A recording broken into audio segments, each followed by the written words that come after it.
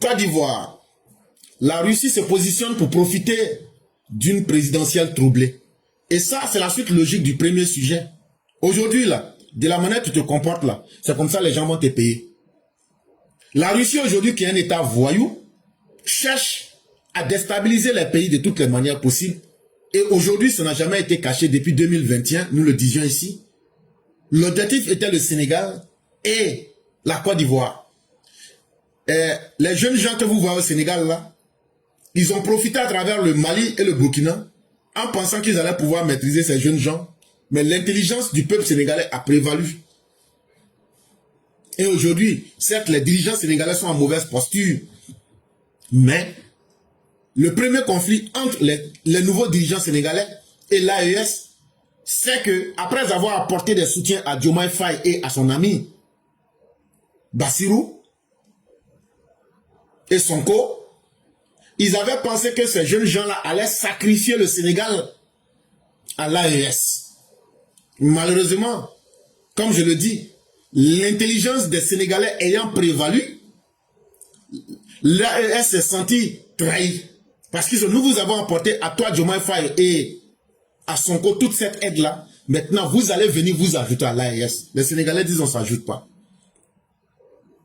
Maintenant, ils n'ont d'autre option que de mettre maintenant tout leur va-tout sur la Côte d'Ivoire.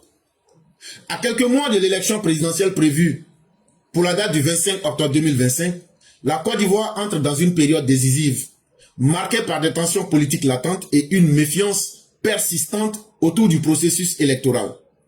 Dans ce contexte, l'organisation Crisis Group alerte sur une possible ingérence de la Russie qui chercherait à tirer parti d'une présidentielle potentiellement troublée. Ce que je vous avais dit il y a peut-être 1 ou 2 semaines, que la Russie, il faudrait qu'on fasse bien attention. Parce que l'analyse, c'est la capacité de se projeter. Quand tu fais l'analyse, comment le monde évolue et comment les choses évoluent, la semaine passée ou la semaine surpassée, je vous disais que la Russie risque de s'ingérer dans les problèmes électoraux en Côte d'Ivoire. Maintenant, il y a une organisation internationale qui est venue confirmer ce que je vous disais. Ce que je vous ai dit là, Crisis Group, c'est une organisation internationale qui fait des recherches très avancées sur les pays. Ils disent qu'aujourd'hui là, eux ils ont des éléments qui prouvent que c'est possible que la Russie va chercher à tirer avantage de la présidentielle en Côte d'Ivoire en créant beaucoup plus de troubles. J'ai déjà donné beaucoup de détails là-dessus. Selon l'ONG, Moscou poursuit une stratégie d'expansion en Afrique de l'Ouest, avec une attention particulière pour les pays francophones. La Côte d'Ivoire, en tant que puissance économique et diplomatique de la région, représente une cible privilégiée. Plusieurs indices alimentent ces soupçons. Le renforcement notable des effectifs diplomatiques à l'ambassade de la Russie à Abidjan, multiplié entre 1,5 et 3, la prolifération des campagnes informationnelles sur les réseaux sociaux, souvent dirigées contre les autorités ivoiriennes et visant à attiser les divisions internes. Donc, l'ONG l'a dit que actuellement là, non seulement tout le monde sait que la Russie cherche à s'implanter dans les pays francophones de l'Afrique de l'Ouest, mais qu'aujourd'hui, eux, ils ont des preuves à l'appui. Ne serait-ce qu'à regarder comment ils sont en train de changer le personnel diplomatique à l'ambassade de la Russie qui est à Abidjan. Et ils ont multiplié entre 3 et 1,5, ils ont multiplié le nombre de leurs diplomates. Mais en plus de ça, ils ont multiplié les campagnes pour donner des fausses informations sur les réseaux, pour attaquer les autorités ivoiriennes, et puis créer les conditions pour diviser les Ivoiriens. Souvenez-vous de ce que je venais de vous dire, la dame en question. Souvenez-vous du projet LACTA. Et souvenez-vous de plusieurs choses que je vous ai dit. Tout en connexion. Automatiquement, même cette dame qui vous parle là, elle-même, peut-être qu'elle ne le sait pas, mais elle est utilisée dans le réseau, peut-être comme sa volonté, comme de la manière qu'ils ont utilisé à l'Union Faso. Et donc, ne serait-ce qu'à voir les informations qu'elle donne, ce n'est pas elle-même qui les donne. La stratégie qu'elle utilise, ce n'est pas, son niveau d'intelligence ne lui permet pas cela. Parce qu'une personne intelligente ne va pas se percer les deux comme un mouton. Parce que elle, quand tu la regardes là, elle, son niveau d'intelligence là, elle là, dans sa tête là, elle veut paraître tellement belle que l'intelligence n'est pas au rendez-vous. Vous savez, les personnes qui se focalisent beaucoup sur leur corps, en général, l'intelligence n'est pas au rendez-vous. Parce que dans la vie, il faut toujours faire des choix. Je n'ai pas dit que les personnes belles ne sont pas intelligentes. Mais quand tu regardes quelqu'un, toi, tu n'es pas ce que tu es. Quand vous la regardez là, c'est blanc ou c'est noir, on ne sait pas. Elle a pris, elle s'est tcha comme le fou là. Donc, ça veut dire, elle est focalisée sur son corps. Et quand c'est comme ça, l'intelligence, parce qu'un homme intelligent, là, tu ne peux pas aller enlever ce qui protège ta peau, là, tu ne peux pas l'enlever. Mais quand quelqu'un atteint ce niveau-là, c'est que l'intelligence n'est pas beaucoup là. Mais ça, ce sont les détails. Mais c'est tout cela qu'on utilise dans ce réseau-là. Souvent, ils le savent, souvent, ils ne savent pas. Et aujourd'hui, la Russie les utilise. Et qu'est-ce qu'ils ont constaté, l'ONG, que la Russie a mis tout un réseau en place pour multiplier les mauvaises informations sur la Côte d'Ivoire, en particulier sur les autorités ivoiriennes, mais aussi la Russie lance beaucoup d'informations pour chercher à créer des divisions internes en Côte d'Ivoire. Et je venais de vous donner l'exemple de l'église dont ils ont parlé. C'est fait pour que les gens puissent détester les chrétiens. Et comme ça, des gens vont aller s'attaquer aux chrétiens, ou bien eux-mêmes vont former des gens pour s'attaquer aux chrétiens, pour dire que maintenant le pouvoir en place n'est plus satisfait, on s'attaque maintenant aux chrétiens, et donc les chrétiens ont le droit de se défendre, alors que tout est du faux. Depuis 15 ans, aucun chrétien n'a été attaqué. Depuis 15 ans, aucun musulman n'a attaqué un chrétien. Depuis 15 ans, aucun chrétien n'a attaqué un musulman. Et ce n'est pas maintenant, à l'approche des élections, que le pouvoir va perdre le contrôle pour aller créer, pour aller faire ce qu'il n'a jamais fait. Soyons beaucoup intelligents. Sinon, tout ce que je vous dis là, depuis pratiquement 1 an, 2 ans, je vous avais tout dit. Et je vous ai dit, prenez ce qu'on vous dit. Et avec le temps là, vous allez voir, les choses vont se faire. Un exemple marqué a eu lieu en fin mai 2024. Lorsque un faux document portant le logo de l'ambassade d'Ukraine en Côte d'Ivoire appelait les jeunes Ivoiriens à rejoindre les forces armées ukrainiennes. Et un autre exemple qu'on va vous donner.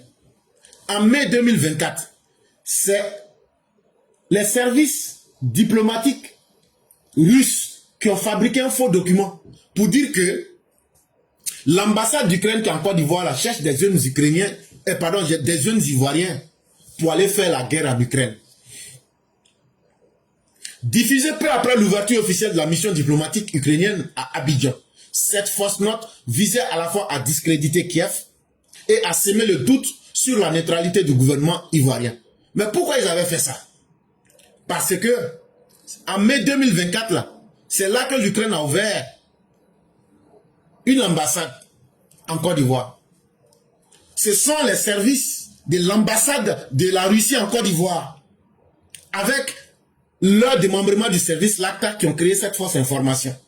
Pourquoi ils ont créé cette fausse information? Parce que dans tout ce que tu vois, si tu ne te poses jamais la question, pourquoi cela se fait, comment cela se fait, tu ne comprendras rien dans ce monde. Le pourquoi il était simple. D'abord, discréditer l'ambassade ukrainienne et ses dirigeants, et aussi salir les autorités ivoiriennes pour dire que les autorités ivoiriennes ont choisi d'aider l'Ukraine. Non! Mais la Côte d'Ivoire a toujours été claire. Nous soutenons la légalité internationale. Maintenant, si la Russie est dans le banditisme et le brigandage international, ça veut dire que nous ne soutenons pas la Russie dans sa manière de faire. Et le président Ouattara lui-même l'a dit. Mais non, cela, il ne peut pas prendre cela parce que ça, c'est un message clair. Ils veulent manipuler pour donner l'impression que non, le gouvernement ivoirien n'est pas neutre. Oui, nous ne sommes pas neutres. Nous ne sommes pas avec ceux qui font du banditisme, de ceux qui font de la prédation. On a vu vos marques en Centrafrique. On a vu vos marques en Libye. On a vu vos marques au Soudan. On a vu vos marques avec Bachar el-Assad. On a vu ce que vous êtes capable de faire au Mali et au Burkina. Et donc, ce n'est pas à vous, dans l'illégalité, qu'on va nous confier à vous, ou on va travailler avec vous dans le noir. Mais ce n'était pas la seule fois qu'ils ont fait cela. Des opérations similaires ont été observées au Cameroun, au Togo, au Sénégal. 3 pays où la Russie intensifie également ses efforts d'influence. Et donc, la même chose s'est passée au Cameroun, au Togo. Et pendant les élections au Sénégal, ils ont fait la même chose contre Macky Sall. Pour aider ceux que vous voyez là aujourd'hui à être au pouvoir. Et c'est pourquoi les gens de l'AIE s'attendaient à ce que ces gens-là puissent ajouter à eux. Pour Crisis Group, ces actions révèlent d'une tentative d'ingérence politique et informationnelle qui pourrait peser lourdement sur le climat électoral ivoirien. Alors que la confiance des citoyens envers les institutions reste fragile, la propagation de fausses informations risque d'alimenter les tensions et de compliquer l'organisation d'un scrutin apaisé. Et là, si nous vous avertissons, et aujourd'hui, les détails viennent se mettre en face de vous, nous, en tout cas, on a joué notre responsabilité. Quand on te donne une information et que tu doutais, mais que l'information vient se vérifier, ça veut dire toi-même là, tu dois aiguiser ton niveau d'intelligence. Et ça doit aider le gouvernement ivoirien à prendre plus de précautions. Ça doit amener nous, les citoyens ordinaires, à être plus exigeants envers nous-mêmes, en sachant que ce n'est pas toutes les informations qu'on avale, et que quand je verrai une information, je vais me demander d'abord c'est qui me donne l'information. La personne là, elle me donne cette information pour atteindre quel objectif? Est-ce que je connaissais la personne? Et si elle est sortie aujourd'hui, et elle est soucieuse de moi-même, mon avenir plus que moi-même, est-ce que quelque part la personne ne me cache pas quelque chose?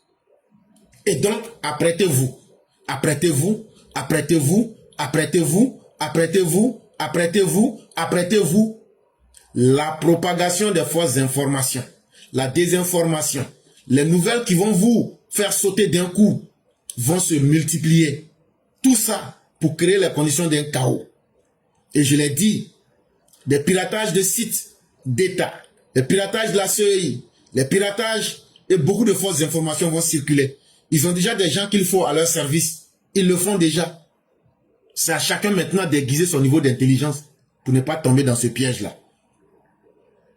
À mesure que l'échéance électorale approche, l'avertissement de Crisis Group met en lumière un risque croissant, celui de voir la Côte d'Ivoire devenir un nouveau champ de rivalité géopolitique. Dans un contexte régional marqué par l'activisme de Moscou au Mali, au Burkina ou encore en Centrafrique, la vigilance des autorités ivoiriennes et de leurs partenaires apparaît plus que jamais nécessaire pour préserver la stabilité du pays et de la sous-région. Et donc, les dés sont jetés, la réalité en face de tout le monde. Nous, en tout cas, nous, on viendra dire notre part de vérité ici pour permettre aux uns aux autres d'ouvrir les yeux et de ne pas se laisser distraire. Si vous voulez les vraies informations, vous savez où les obtenir. Nous, notre stratégie, c'est qu'on a dit aux gens, c'est pas de nous envoyer les coupures d'internet pour nous dire, ah, on a joué notre part, voilà la vérité qui est là. Non. On dit, la ville où tu vis là, faut ouvrir tes yeux, tu ouvres tes oreilles. Si tu as un renseignement là, tu te renseignes bien. C'est ça on a besoin. On a besoin des renseignements vrais du terrain. Ce qui se passe sur Internet, nous tous on voit. Nous tous on voit. L'ANSI voit. Et les services de l'État voient tout. La vraie réalité, ça ne se passe pas sur Internet. Ce que vous tous vous voyez sur Internet, c'est ce qu'on peut vous montrer. Mais moi, je peux vous dire, il y a un autre côté d'Internet que beaucoup parmi vous n'ont jamais soupçonné. On appelle ça le dark web. Là-bas, là, si je veux, là, je peux aller payer n'importe quoi. Je peux faire n'importe quoi là-bas. C'est le côté visible de l'Internet là qui est là. Ici, là, on ne vous dit absolument rien. Et donc là, c'est pas ici on va venir gérer le pays. Mais quand on donne des vrais renseignements à quelqu'un, ça vient du terrain. Ce qu'on a dit à nos parents, ouvrez vos yeux là. C'est pour vous-même votre propre sécurité. Tu vis à Boaké, on dit, faut ouvrir tes yeux à Boaké là. Si tu entends quelque chose, tu vois quelque chose là, tu t'arranges, tu prends avec des preuves, tu nous envoies. C'est ce qu'on a demandé. Sinon les coupures, mais tout ce que vous voyez sur Internet là, tout cela, tout le monde sait. À partir du moment où ça est dans le domaine public, tout le monde sait. On n'a pas besoin que... Ne nous envoyez pas des coupures de vidéos des gens. Moi, ça ne m'intéresse pas. Ça ne m'intéresse pas. Ce qui m'intéresse, c'est le travail que nous faisons ici. La classe éclairage pro-vérité, ce sont des réflexions que nous faisons. Et on les met au service de la population. Maintenant, vous la population, les renseignements que vous pouvez nous apporter, c'est ce que vous vivez sur le terrain. Qu'est-ce qui a changé? Et qu'est-ce qui est bizarre? Ou mais qu'est-ce qui crée des doutes chez vous? C'est ce qu'on appelle un renseignement, mais avec aussi des preuves à l'appui. On espère bien que les uns et les autres auront compris. Et si on dit les choses clairement comme ça, quand on veut aider son pays, on l'aide à partir de là où on est. Moi, si vous voyez que j'arrive à parler sur Internet, là, c'est parce que j'ai les moyens de payer Internet. Mais pourquoi? Parce que ici, là, mes moyens me permettent de travailler. Et puis maintenant, je m'en vais payer Internet. Mais vous, au pays, vous n'avez pas les moyens. On ne peut pas vous demander de faire des émissions de 9h, 10h du temps. Mais c'est qu'on vous demande. Tu es au quartier, tu es au campement. Tu vois des gens qui sont armés. Si tu n'as pas pu les filmer, là, tu peux appeler ou mettre des informations ensemble pour les localiser et puis donner l'information en temps réel. C'est ce qu'on vous demande, d'ouvrir les yeux là où vous vivez. On ne vous demande pas d'aller chercher, si tu as Boaké, il ne faut pas aller chercher l'information à Abidjan. Là, ton environnement où tu es là, tu connais bien ton environnement. Tout ce qui a changé, qui est bizarre, là, c'est ça qu'il faut signaler. C'est comme ça. Et ça, pourquoi tu dois le faire? Tu dois le faire pour sauver ta propre vie, pour sauver la vie de tes enfants, pour sauver la vie de tes parents. Parce que le malfaiteur, là, quand il va rentrer là, il n'aura pas pitié de vous. Et donc, ce n'est pas à vous d'avoir pitié.